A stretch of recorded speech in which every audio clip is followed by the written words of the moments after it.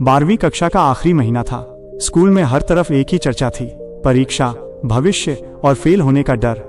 कक्षा 12 बी की आखिरी बेंच पर अर्जुन बैठा था, हमेशा की तरह अकेला। उसकी गोद में कोई किताब नहीं, बल्कि एक पुराना किनारों से फटा हुआ स्केचबुक था। वो चुपचाप पेंसिल से एक तस्वीर बना रहा था, एक टूटा हुआ पुल और उसके पार खड़ा एक लड़का जो टुकड़ों को जोड़ने की कोशिश कर रहा था। उसकी आंखों में एक अजीब सी चमक थी, जैसे वो उस तस्वीर में अपनी कहानी उकेर रहा हो। अर्जुन को स्कूल में कोई खास पसंद नहीं करता था। शिक्षक उसे अक्सर डांटते, अर्जुन तू दिन भर ये स्केच बनाता रहता है, कुछ नहीं बनेगा तुझसे, इतनी क्लास बंक करके क्या करेगा। एक बार मैथ्स के टीचर ने तो यहाँ तक कह दिया, कम नंबर लाकर जिंदगी में क्या करेगा, सड़क पर भीख मांगेगा।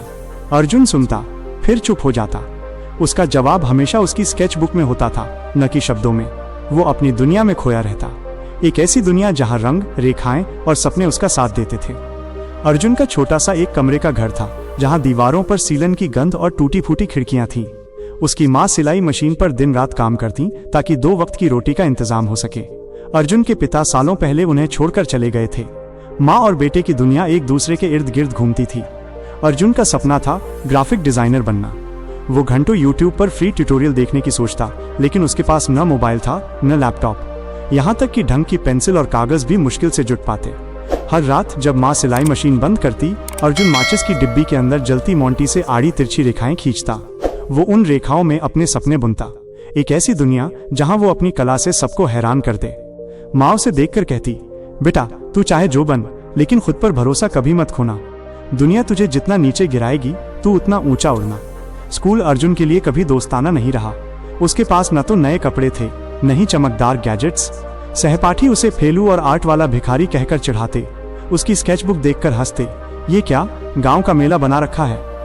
अर्जुन चुप रहता, लेकिन हर ताना उसके भीतर आग की तरह सुलगता। एक दिन स्कूल में प्रिंसिपल ने एक घोषणा की, हम एक क्रिएटिव पोस्टर डिजाइन प्रतियोगिता आयोजित कर रहे हैं। थीम है भारत का भविष्य। विजेता को जिला स्तर की परीक्षा में बिना फॉर्म फीस के भाग लेने का मौका मिलेगा और टॉप कोचिंग क्लास की 1 साल की फ्री स्कॉलरशिप भी।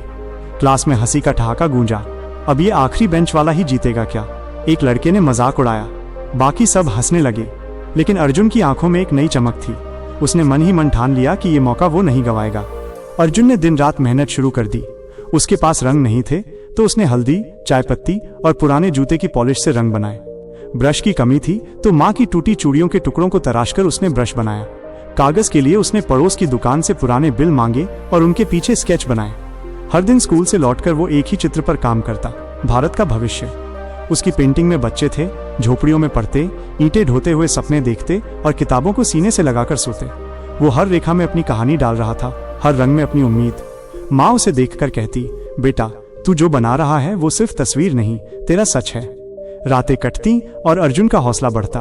वो जानता था कि ये प्रतियोगिता सिर्फ एक पोस्टर नहीं, उसकी जिंदगी का टर्निंग पॉइंट हो सकती थी। प्रतियोगिता का दिन आया।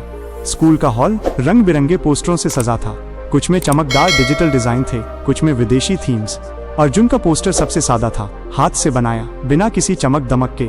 जब उसने अपनी पेंटिंग जमा की, कुछ सहपाठियों ने हंसते हुए कहा, ये क्या गांव वाला चित्र बनाया है, कोई फैंसी लुक नहीं, कोई ग्राफिक टच नहीं। लेकिन जजों की प्रतिक्रिया अलग थी।